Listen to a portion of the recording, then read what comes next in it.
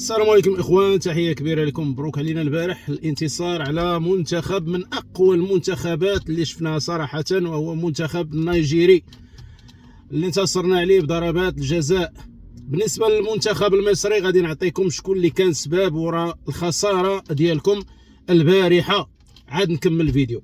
أتمنى المنتخب المصري وسأشجع المنتخب المصري على نيل هذه الدورة، وهو من يستحقها. وإن لم يفز المنتخب المصري بهذه الدورة هذا إجحاف في حق الكرة الإفريقية. أنا قلت الجزائريين هيشجعونا هنخسر، قسما بالله من الصبح، من امبارح، من أول امبارح صفحات جزائرية بندعم مصر، واقفين مع مصر، بنساند.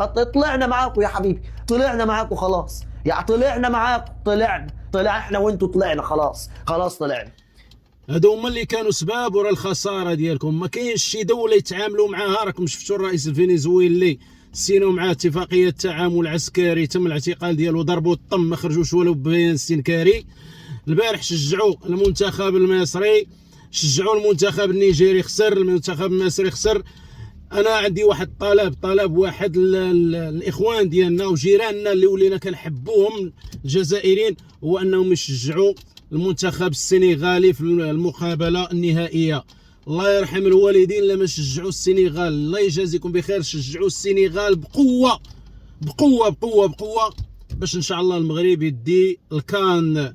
سبحان الله، عندكم واحد البركه معطيه لكم، بركه ديال النحس وبركه ديال التابعه. ولكن سبحان الله دائما السحر ينقلب على الساحر. ما كاينش شي حاجه كيحطوا فيها يديهم الا الخسران المبين. ما كاينش شي دوله كيشجعوها الا الخسران المبين. ما كاينش شي دوله كيتعاملوا معاها لا دبلوماسيا ولا عسكريا ولا اقتصاديا الا وكتشوتي.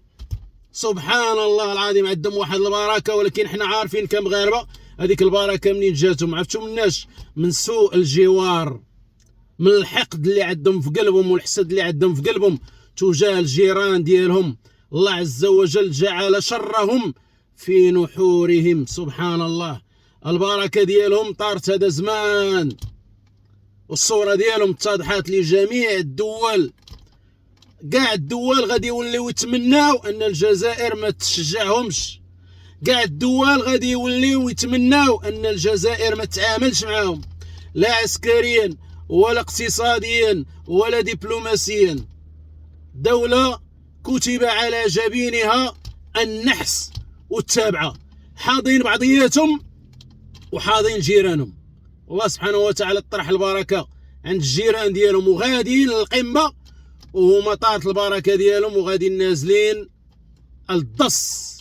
تحية كبيرة لكم الخوت.